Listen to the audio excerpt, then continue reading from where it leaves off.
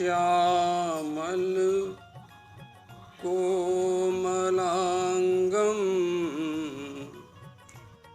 सीता समारोपितवाम भागम पाणो महासायक चारुचापम नमामि रामं रघुवंशनाथं नमामि रामं रघुवंशनाथं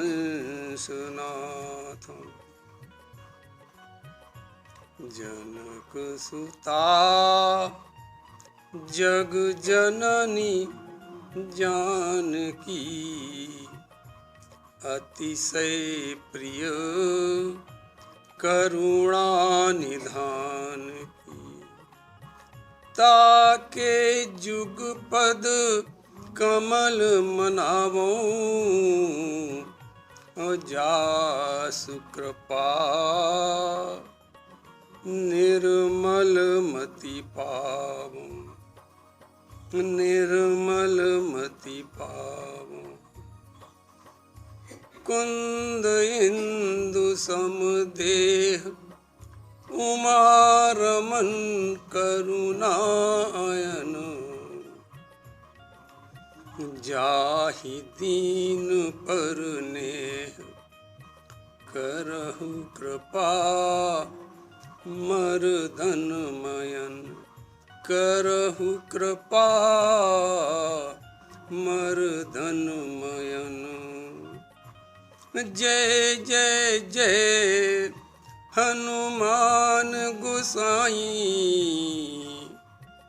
कृपा करहु गुरुदेव की नाई गुरुदेव की नाई बंदो तुलसी के चरण जिनकी न्यो जग काज कल समुद्र डूबत लख्यो प्रगटे सप्त जहाज 2 मिनट वाणी पवित्र कर लें। भज गोविंदम भज गोविंदम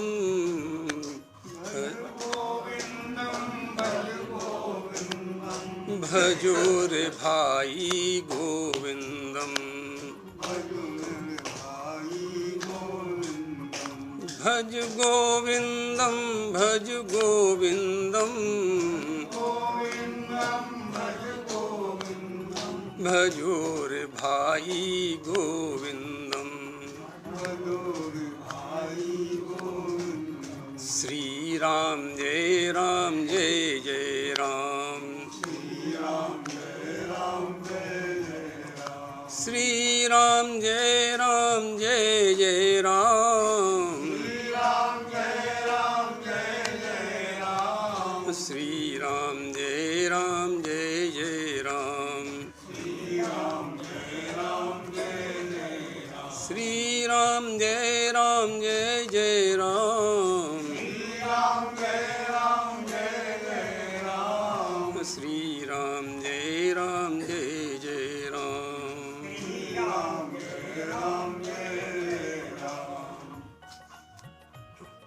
तुलसी बाबा से भक्तों ने पूछा कि संसार में दुर्लभ क्या है, तो तुलसी बाबा बहुत मुस्कराए, कहा कि अरे सांसारिक जीवों, तुम तो ये समझते हो कि पत्नी अच्छी आ जाए, धन खूब पैदा हो जाए, मकान आदि साधन हो जाए, यही दुर्लभ समझते हो क्या? नहीं, ये दुर्लभ नहीं है। संत समागम हरि कथा तुलसी दुर्लभ दो।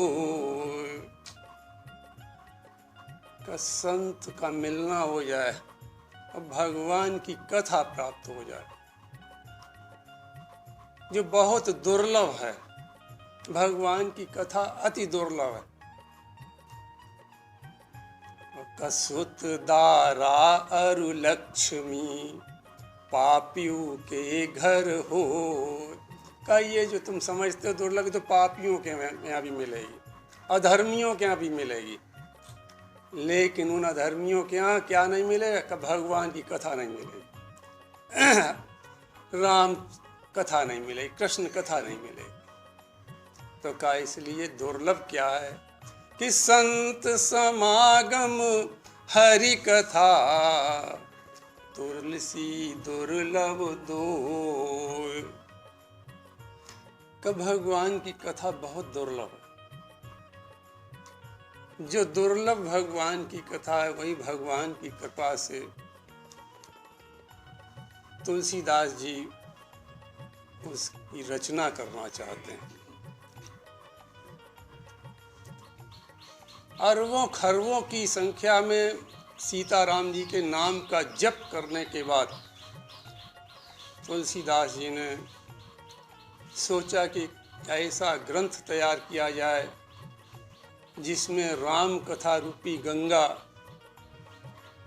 सत्य प्रेम करुणा की 3 धाराओं में चलकर जन जन के जीवन में पहुंच सके और हमारा राष्ट्र सुखमय बन जाए, राष्ट्र में भक्ति कर्म ज्ञान की गंगा बहे। इस उद्देश्य से उनके मन में विचार आया कि ये ग्रंथ की रचना की जाए, लेकिन कार्य बहुत कठिन लग रहा था उनको। तो सोचा इतना कठिन कार्य है तो कैसे लिखेंगे? तो उसके लिए उन्होंने हनुमान जी का स्मरण किया। क्यों? हनुमान जी ही एक ऐसे देव हैं कि दुर्गम काज जगत के जेते सुगम अनुग्रह तुम रे देते। हनुमान जी एक ऐसे देव हैं जो संसार के कोई भी कितने भी कठिन कार्य हों, लेकिन उनकी कृपा से वो सुगम हो जाते हैं। कि दुर्गम काज जगत के जेते, कि नहीं एक दो जितने भी दुर्गम का काम हो, लेकिन हनुमान जी की कृपा से सुगम अनुग्रह तुम रे देते। इसलिए बाबा तुलसी ने हनुमान जी का स्मरण किया। हनुमान जी प्रकट हुए। तुलसी बाबा हाथ जोड़कर क्या कहने लगे?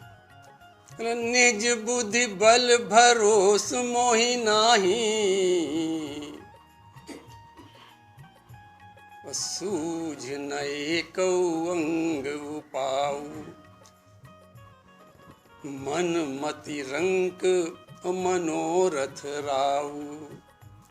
हनुमान जी ने कहा, तुलसीदास तुम इतनी दीनता भरे शब्द कह रहे हो, क्या चाहते आखिर?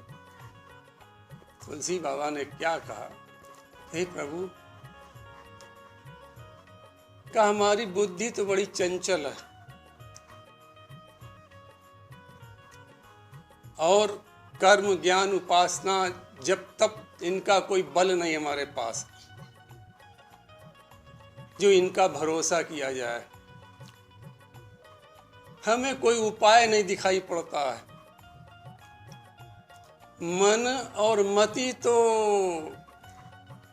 कंगाल है, लेकिन मनोरथ बहुत ऊंचा है। हमारा मनोरथ बहुत ऊंचा, मन मति तो कंगाल है। हनुमान जी बहुत प्रसन्न हुए। बोले, तुलसीदास तुम क्या चाहते आखिर? तो तुलसी बाबा क्या कहने लगे कि करन चाहूं रघुपति गुण गाहा, लघुमति मोरी चरित अवगाहा। का हम उस राम का चरित्र लिखना चाहते हैं। तो कैसे चरित्र है कि राम अमित गुण सागर, थाह कि पावई को। ऐसे गुण हैं जिनकी था पाना बहुत मुश्किल है, तो प्रभु हम कैसे लिखेंगे? कि करन चहूँ रघुपति गुण गाहा। हम भगवान राम के चरित्र लिखना चाहते हैं, लेकिन लघुमति, हमारी मति तो बहुत छोटी है। लघुमति मोरी, और भगवान के चरित्र तो अथाह समुद्र के समान है, अथाह सागर के समान है। सागर का चाहे कोई पता लगा ले, लेकिन भगवान के चरित्रों को कोई नहीं। वेद भी जिसको कहता नेति नेति कह के वेद बंद कर देता अपनी बात, कहता नहीं इतना ही नहीं, वो इतना ही नहीं, और भी इसके आगे है। तो लघुमति मोरी चरित अवगाहा, करन चहूँ रघुपति गुण गाहा। हम उस राम जी के चरित्र लिखना चाहते हैं। हनुमान जी ने अपनी सम्मति और अपना आशीर्वाद तुलसी बाबा को दिया कि तुम्हारा ग्रंथ निर्विघ्न पूर्ण हो जाएगा। ऐसा आशीर्वाद पाकर तुलसी बाबा ने संवत 1631 में महापर्व रामनवमी दिन मंगलवार को ग्रंथ लेखन का कार्य प्रारंभ किया। इसका उन्होंने मानस में संकेत भी किया कि संवत 1631 करऊं कथा हरिपद धरि सीसा, नौमी भौम बार मधुमासा, अवधपुरी ये चरित प्रकाशा। अयोध्या में प्रातः काल के समय तुलसी बाबा ने संवत 1631 था प्रारंभ हुआ। रामनवमी का महापर्व दिन मंगलवार, और तुलसी बाबा ने ग्रंथ लेखन का कार्य प्रारंभ कर दिया। यहाँ एक प्रश्न खड़ा होता है कि संवत 1631 ही क्यों चुना?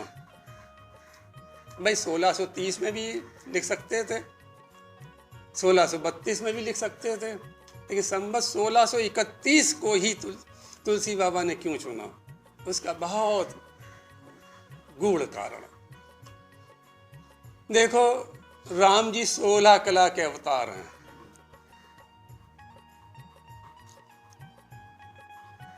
और इसलिए उन्होंने 16 तो वहां से लिए, राम जी के 16 कला से 16 लिए, और 31 बाणों से रावण का वध किया राम जी ने। तो इसलिए तुलसी बाबा ने 16 और 31 को जोड़कर संवत 1631 को चयन किया। क्यों? वो चाहते थे, उनकी प्रार्थना थी संवत 1631 शब्द से कि हे प्रभु, हे राम जी, जिस प्रकार आपने रावण का 31 बाणों से वध किया, मोह रूपी रावण का, उस प्रकार हमारे हृदय में भी बैठे हुआ रावण, उसका भी वध कर दें, जिससे कि हमारा मन पवित्र हो जाए। पवित्र मन से हम आपका लेखन कार्य कर सकें, क्योंकि मन पवित्र नहीं होगा तो रामचरितमानस की रचना बहुत मुश्किल है, और रामचरितमानस का कहना और सुनना भी बहुत मुश्किल है। क्यों? कि पहली शर्त तो भगवान राम की यही है कि निर्मल मन जन सो मोहि पावा, मोहि कपट छल छेद्र न भावा। सबसे पहली शर्त राम जी की तो यही है कि निर्मल मन हो जाए। तो तुलसी बाबा ने सोचा कि निर्मल मन होगा कैसे आखिर? विनय पत्रिका में बड़ा अच्छा एक पद है, प्रभु ये भवन के प्रकार, ये भवन शरीर जो है प्रभु आपका है। प्रभु भवन तोरा, यहाँ आई बसे बहु चोरा। चोर कौन से हैं? क्या काम क्रोध लोभ मोह ये सब चोर हैं। माने नहीं विनय निहोरा, ये कितनी भी इनसे विनय करो, भैया जाओ जाओ, निहोरा करो, हाथ जोड़ जोड़ कर इनके चरणों पर गिरो कि जाओ भैया हमारे यहाँ से। लेकिन ये जाने वाले ऐसे नहीं हैं बिना आपकी कृपा के। तो इसलिए तुलसी बाबा चाहते हैं कि हमारे हृदय से जो मोह रूपी रावण है, काम रूपी लक्ष्मण मेघनाथ है और अहंकार रूपी कुंभकर्ण है, ये भगवान के बाणों से मारा जाए, जिससे कि हमारा मन पवित्र हो जाए। जब तक मोह रूपी रावण का वध नहीं होगा तब तक मन पवित्र नहीं हो सकता और अशुद्ध मन से रामचरितमानस की रचना नहीं होगी। तो इसलिए उन्होंने संवत 1631 को चुना कि संवत 1631 करऊं कथा हरिपद धरि सीसा। और मंगलवार का ही दिन क्यों चुना कि हनुमान जी हमारे इस ग्रंथ में जो कुछ लिखा है वो सब मंगल करेंगे और निर्विघ्न इसको पूर्ण करा देंगे और इसका पढ़ना और सुनना दोनों मंगलमय होगा। कहने वाले का भी जीवन मंगलमय बनेगा और सुनने वाले का भी जीवन मंगलमय बनेगा। इसलिए मंगल का दिन चुना कि नवमी भौम बार मधुमासा अवधपुरी ये चरित प्रकाशा। तो संवत 1631 में महापर्व रामनवमी के दिन मंगलवार को बाबा तुलसी ने रामचरितमानस की रचना प्रारंभ की और इसका नाम रामचरितमानस रखा।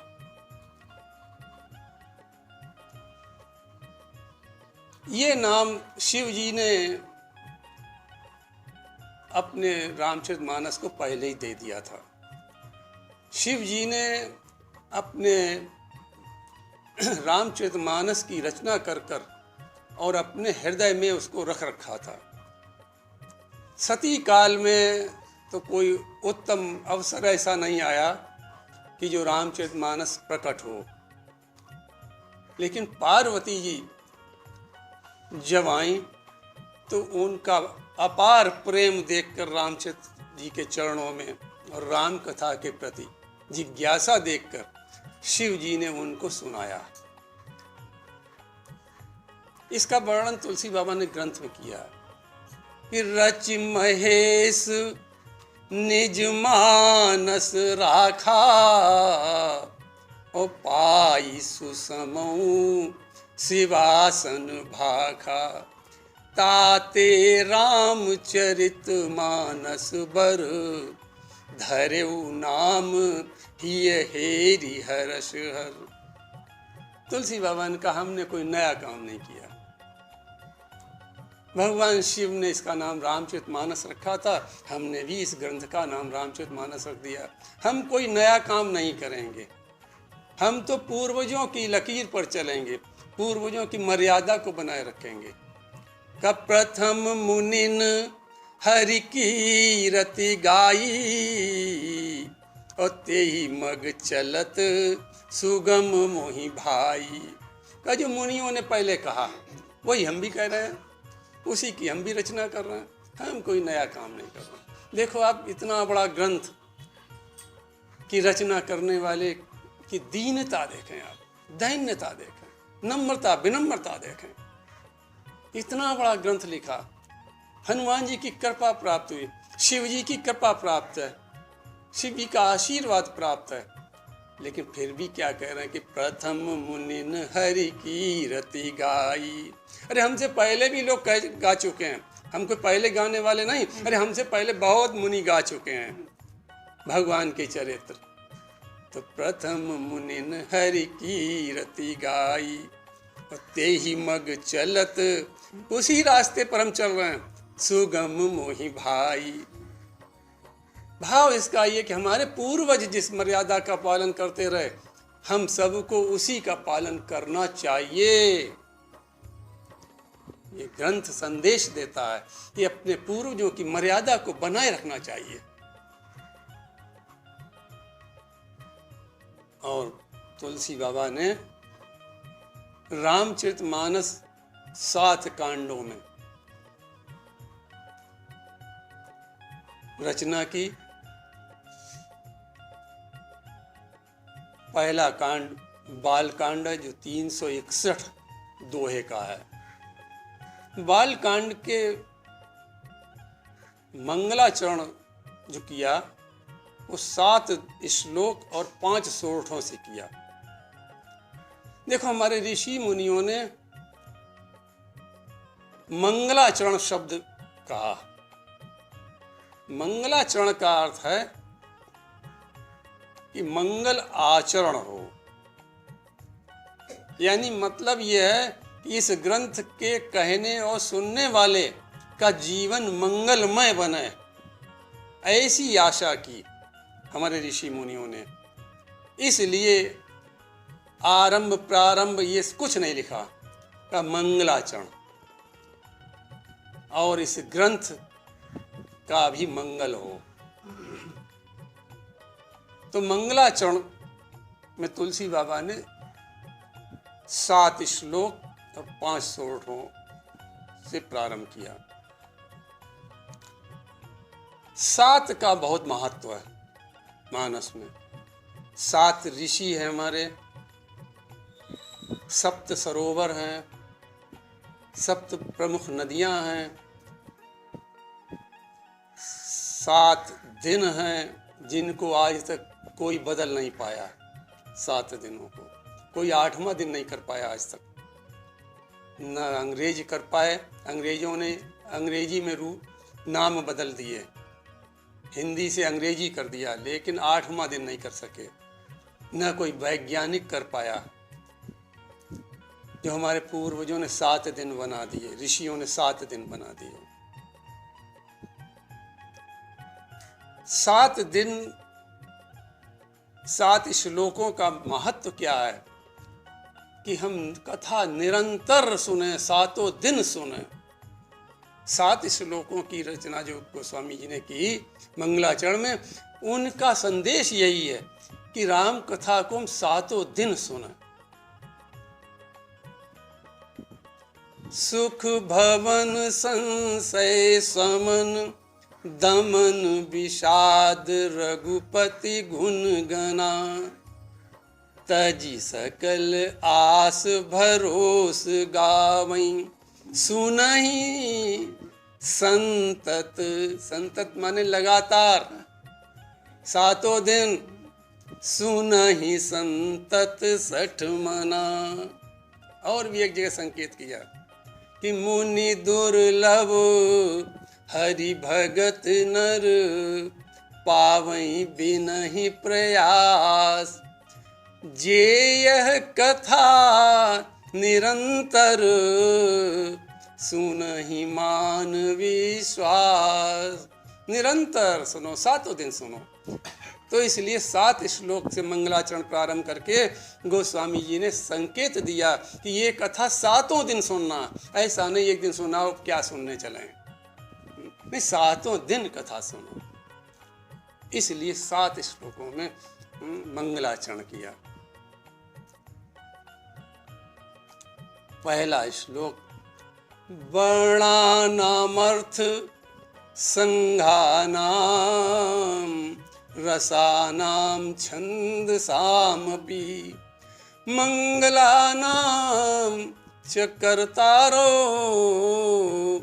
वंदे वाणी विनायको,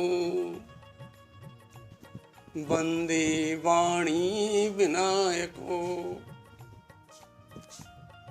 वाणी और विनायक की सबसे पहले वंदना की। देखो, सबसे पहले वाणी की वंदना की। इसमें वाणी का अर्थ है सरस्वती जी। तुलसी बाबा प्रार्थना करते हैं कि हे माँ सरस्वती माँ, हमारे हृदय के अज्ञान को मिटाकर ज्ञान हमको दे दें।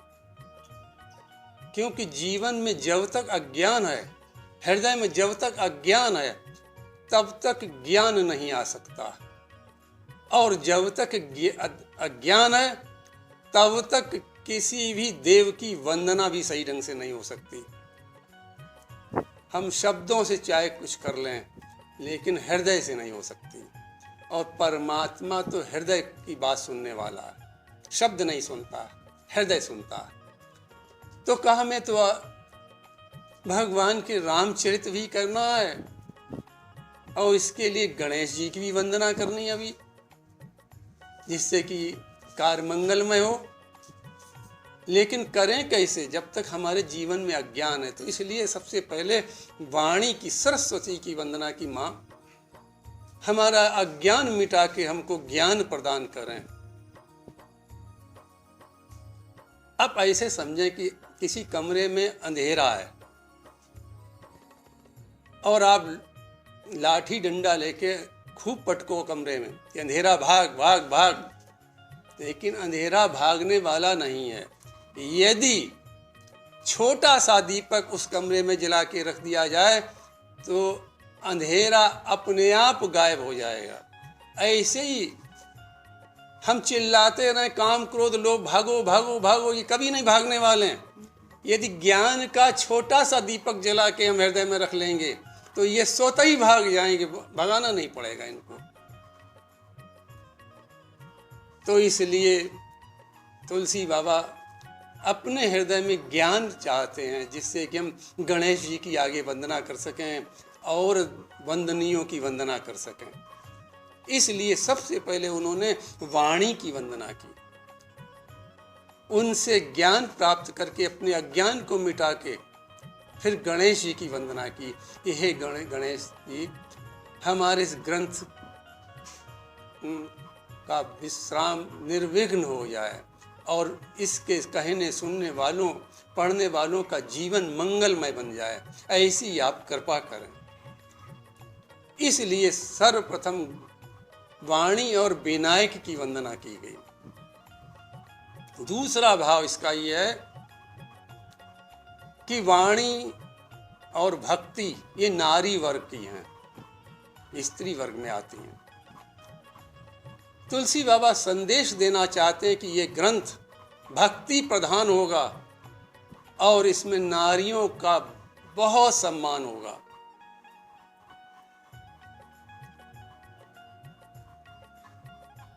गणेश जी और ज्ञान पुरुष वर्ग में, पुरुष वर्ग का काम है कि रक्षा करना। तो इसलिए फिर गणेश जी की वंदना की कि हे गणेश जी, इस ग्रंथ की रक्षा करना, इसके पढ़ने सुनने कहने वालों की आप रक्षा करें।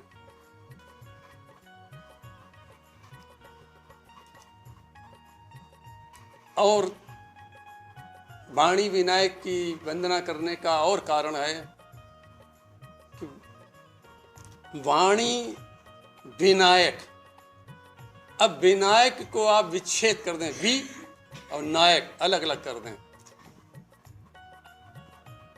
विच्छेद, विनायक का विच्छेद कर दें, वी और नायक अलग, यानी वी धन नायक, यानी वी का अर्थ है विशेष, नायक का अर्थ है स्वामी, इष्ट, अधिष्ठाता।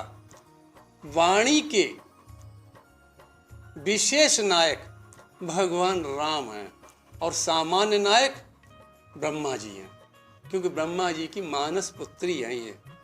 तो इसलिए सामान्य नायक जो हैं वो ब्रह्मा जी हैं वाणी के, सरस्वती के, और वाणी के विशेष नायक राम जी हैं।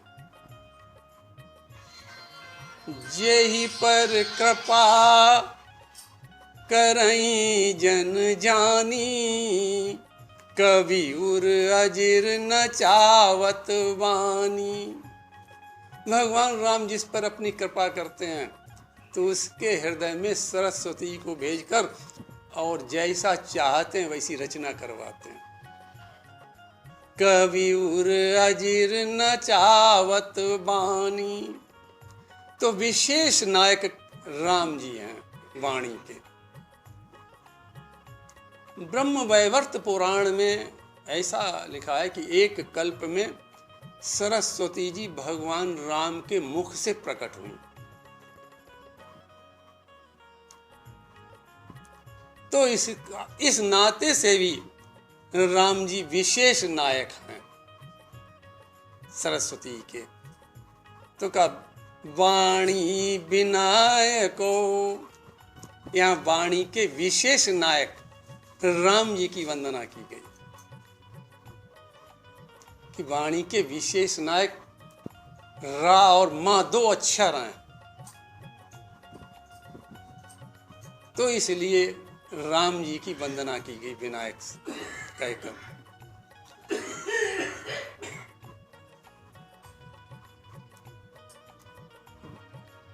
वाणी यानी सरस्वती जी सीता जी की प्रधान सेविका हैं।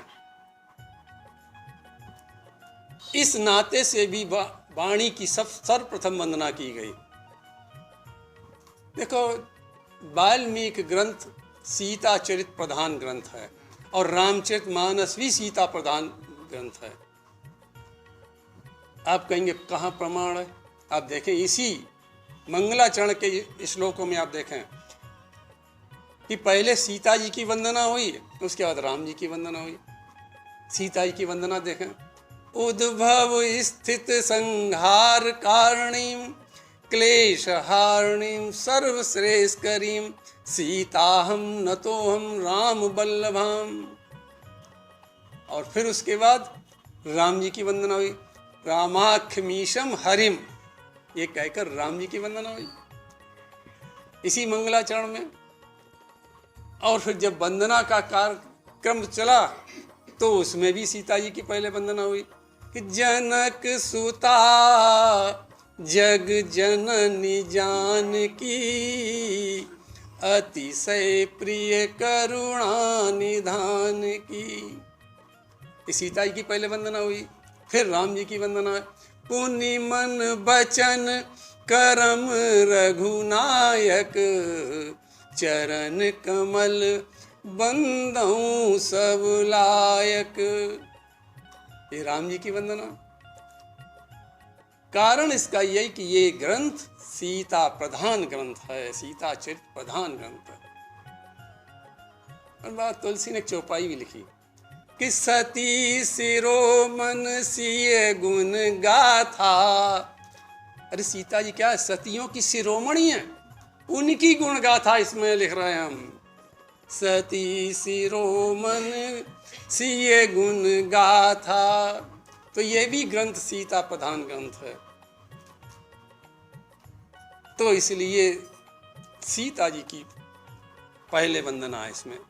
बाबा तुलसी से एक व्यक्ति ने, भक्त ने पूछा, बाबा आपके इष्ट तो सीताराम जी हैं और आप सरस्वती जी गणेश जी की वंदना कर रहे हैं सर्वप्रथम। तुलसी बाबा ने कहा, अरे भाई हमने इसमें अपने इष्ट की भी वंदना की है और हमने वाणी और विनायक की वंदना की है। देखिए आप कैसा काव्य की कुशलता देखें तुलसी बाबा। जानकी सहस्त्रनाम ग्रंथ है, उसमें वाणी माने है सीता जी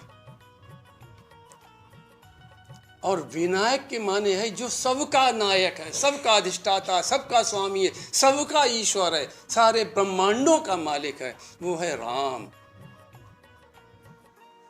तो कहा कि वाणी माने सीता जी का, सीता जी की वंदना हो गई और विनायक से राम जी की वंदना हो गई। तो कहा हमने अपने इष्ट की भी वंदना कर ली और हमने वाणी और विनायक की भी वंदना कर ली। और आप देखें वाणी विनायक दोनों वाह वाह है। ये वकार बीज मंत्र है। बीज मंत्र उसे कहते हैं जो बहुत प्रभावी होता है और शीघ्र फल देता है। जैसे आप देखें अयोध्या कांड में जब राम वनगमन हो गया तो सारी अयोध्या के लोग मूर्छित से हो गए थे। भरत जी ने देखा सब मूर्छित अवस्था में, तो भरत जी ने कहा कि प्रातः काल चलियो प्रभु पाही, ये कहा, एक आंख यही मन माही। तो तुलसी बाबा ने कहा कि ये जो भरत जी की वाणी है ये क्या है? का सुनत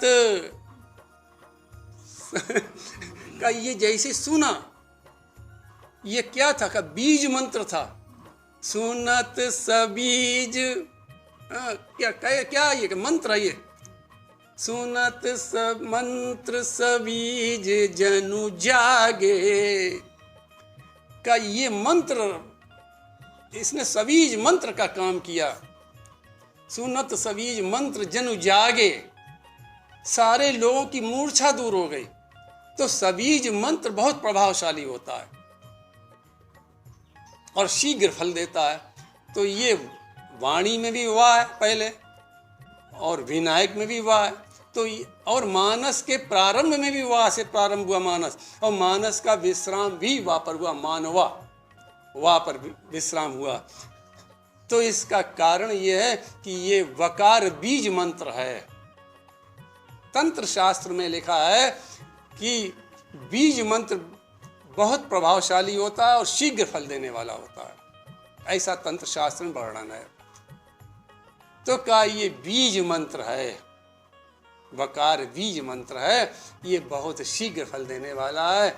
इसलिए तुलसी बाबा ने ये वकार बीज मंत्र से ग्रंथ का प्रारंभ किया। वंदे वाणी विनायक को, भाव तो बहुत है, लेकिन तो अब इसका थोड़ा अर्थ समझ लें। सामान्य अर्थ क्या है कि वर्णानाम अर्थ, वर्ण यानी अक्षर, उनके अर्थ, रस, छंद, ये सब इनको देने वाली सरस्वती जी है। सरस्वती की कृपा से ये मुख से निकलते हैं और इनको मंगल बनाने का कार्य गणेश जी का है। इसलिए तुलसी बाबा कहते हैं कि हम वाणी और विनायक की वंदना कर रहे हैं। अब ये जो श्लोक है ये अनुष्टुप छंद में है और वाल्मीकि रामायण का भी प्रथम श्लोक मां निषाद ये भी अनुष्टुप छंद में। क्या कारण है दोनों ग्रंथों का पहला श्लोक अनुष्टुप छंद में है? इसका उत्तर भक्तमाल में मिल रहा है। नाभादास जी कह रहे हैं कि कलि के कुटिल जीव निस्तार हेतु वाल्मीकि तुलसी भयो। वाल्मीकि जी ने ही तुलसीदास के रूप में अवतार लिया। तो वाल्मीकि जी का जो संस्कार था वो तुलसीदास जी के हृदय में बना रहा। देखो संस्कारों की बात ऐसी है, ऐसे समझे आप कि पूर्व जन्म के संस्कार हमारे बने रहते हैं। जैसे किसी बर्तन में आप घी रखें, फिर घी को निकाल लें, बर्तन धो लें, लेकिन घी की सुगंध नहीं जा सकती है, फिर भी हल्की आती रहेगी। ऐसे ही संस्कार भी हमारे पूर्व जन्म के हमारे वर्तमान समय में बने रहते हैं कुछ ना कुछ।